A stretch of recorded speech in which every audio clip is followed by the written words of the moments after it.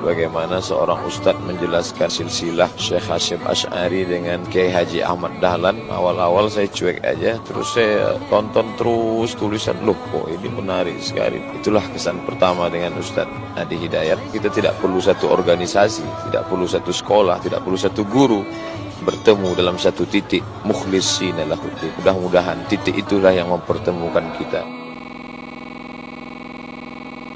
Kenapa Kiai Haji Hasyim Asy'ari mendirikan NU 31 Januari 1926? Karena merasa ketika Muhammadiyah sudah tampil 14 tahun sebelumnya, itu beliau melihat di NU itu nggak muncul-muncul ulamanya. Asy'ari dengan pendiri Muhammadiyah, Muhammad Darwish, itu satu keluarga, satu saudara yang sama, bahkan ngajinya sama-sama itu di Semarang, di Kiai Haji Soleh Darat. Dia ada 3 orang, Muhammad Darwish, kemudian Hasyim Asy'ari, satu lagi itu kakek buyutnya Cak Nun, MH Ainun Najib.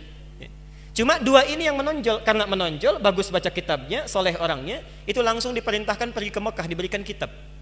Kalau kakek buyutnya MH Ainun Najib, itu cuma diberikan cincin pada saat itu. Saat berangkat ke Mekah, berguru di guru yang sama, namanya Syekh Ahmad Khatib dari Sambas, dikenal dengan Syekh Ahmad Khatib As-Sambasi. Nah, setelah dilihat-lihat sampai kembali ke Nusantara di masa yang sama, itu Masya Allah, ternyata keduanya punya visi yang sama, tapi punya beda karakter. Yang satu senang praktek, namanya Muhammad Darwish, lantas pulang diganti nanti menjadi Ahmad Dahlan. Yang satu lagi senang menulis kitab. Nah, Hasyim Asy'ari ini menulis 19 kitab dalam hidupnya. Kami punya itu koleksinya, ada 19 kitab. Nah, sebelum beliau menulis dan mendirikan Nahdlatul Ulama itu, kayak aja Ahmad Dahlan kan senang praktek. Begitu pulang, menafsirkan surat Al-Ma'un, tidak tunggu nulis buku. Selesai kajian, buka pakaian luarnya, keluarkan uang yang dibawanya, sampaikan pada masyarakat, bikin rumah sakit, bikin pesantren, bikin sekolah, bikin macam-macam praktek. Hasyim Asy'ari mulai menulis. Saat meninggal Kiai Haji Ahmad Dahlan 1924, difikirkan oleh beliau, ini seorang sudah meninggal dunia, ulama belum bangkit, maka ditulislah kemudian kitab baru yang menjadi landasan lahirnya ormas baru disebut dengan Nahdlatul Ulama. Yang ingin saya sampaikan, kedua-duanya ini ternyata satu garis nasab yang sama, bertemu di Maulana Ishaq. Jadi kalau kita urutkan, maaf, Muhammad Hasyim Al-Asy'ari bin Abdul Wahid, bukan Kang Wahid yang ini ya, itu ada Gunawannya, ini lain. Bin Abdul Wahid bin Abdul Halim. Abdul Halim itu nama aslinya Pangeran Benawa, dikenal dengan Sultan Hadiwijaya, nama lainnya Joko Tingkir. Bin Abdullah bin Abdul Fattah bin Abdurrahman. Abdurrahman ini anaknya Sunan Giri, bukan Giri yang ini tapi. Nah, Sunan Giri ini anaknya siapa? Anaknya Maulana Ishaq. Nah, di Maulana Ishaq inilah nyambung nasabnya. Kiai Haji Ahmad Dahlan bin Kiai Haji Abu Bakar bin Kiai Haji Sulaiman bin Kiai Murtado bin Demang Jurang Juru Kapindo bin Demang Jurang Juru Sapisan bin Kiai Gerbek bin Maulana Ishaq. Siapa Maulana Ishaq ini? Maulana Ishaq ini adalah anaknya Ahmad Jumadil Kubra, salah satu wali yang dari 9 yang datang dari Mesir, dari 9 wali itu. Ahmad Jumadil Kubra ini siapa? Ini adalah salah satu wali yang punya 2 anak. Saya belum teruskan nasabnya.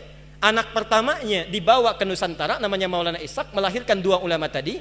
Anak keduanya lahir di Mesir, bernama Syarif Abdullah. Nah, nanti Syarif Abdullah inilah yang akan bertemu dengan salah satu anaknya Prabu Siliwangi. Prabu Siliwangi pemenah rasa menikah dengan Nyai Subang Larang, punya 3 anak. Anak pertama Walang Sungsang, lahir 1423. Anak keduanya Rara Santang, lahir 1426. Anak ketiganya Raja Sengara, lahir 1427. Nah, hajilah kemudian Walang Sungsang dan Rara Santang di Makkah bertemu dengan Syarif Abdullah. Walang Sungsang ganti nama jadi Abdullah Iman, Rara Santang ganti nama menjadi Syarifah Mudaim. Jatuh cinta Syarif Abdullah dengan Syarifah Mudaim, menikahlah, pulang ke Mesir, tinggal 20 tahun, melahirkan anak bernama Syarif Hidayatullah. Berguru pada Syekh Ibnu Athaillah As-Sakandari.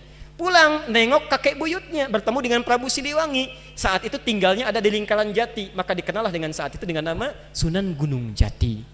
Nah, baik Ahmad Dahlan ataupun Hasyim Asy'ari itu berada di satu garis yang sama, dari Ahmad Jumadil Kubra bin Ali Zainal Al-Kabir bin Ali Zainal Abidin, keturunannya dari Al-Husain, Husain anaknya Ali, Ali suami Fatimah, Fatimah putri Rasulullah sallallahu alaihi wasallam. Tapi sampai hari ini tidak pernah Ahmad Dahlan disebut dengan Habib. Itu enggak ada. Kiai Ahmad Dahlan. Yang penting sikapnya seperti Nabi, tuturnya seperti Nabi, pandangannya seperti Nabi. Kullu mri'in bima kasaba rahin, itu pilihan kita semua. Mudah-mudahan pertemuan hari ini kita menjadi baik seluruhnya. Kita bermohon pada Allah Subhanahu wa taala seluruh para asatidzah, dai-dai, para ulama kita, terkhusus Ustaz Abdul Somad dijaga oleh Allah Subhanahu wa taala dan bisa memberikan pencerahan kepada masyarakat Indonesia khususnya tentang wawasan-wawasan keislaman yang luas yang dengan izin Allah Subhanahu wa taala itu semua bisa menghadirkan kenyamanan dalam beribadah, ketentraman bagi hubungan antar masyarakat, dan yang paling kita harapkan dengan itu semua masyarakat Indonesia akan lebih beragamis, dekat dengan Allah, bisa memaksimalkan nilai-nilai keislaman dalam kehidupan. Assalamualaikum warahmatullahi wabarakatuh.